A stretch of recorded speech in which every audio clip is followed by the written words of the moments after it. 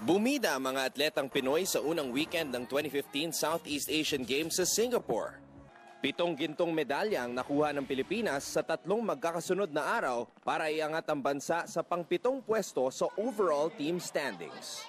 Noong Sabado, nasungkit ng Pinay na si Marie Claire Adorna ang ating unang ginto sa Women's Individual Triathlon. Habang sinundan naman ito ng isa pang ginto noong linggo mula naman kay Nico Huelgas sa Men's Individual Triathlon. Nasungkit naman ni Daniel Parantak ang ginto sa Men's Optional Tai Chi Chen event sa Wushu.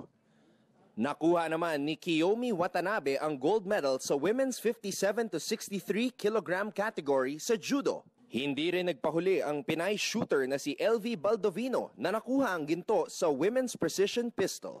Habang hindi nagpapigil ang Philippine Volcanoes na swinip ang kompetisyon para makuha ang gold medal sa rugby. Bumida rin noong linggo ang billiards duo ni Carlo Biado at Warren Quiamco na naghari naman sa men's 9-ball pool doubles.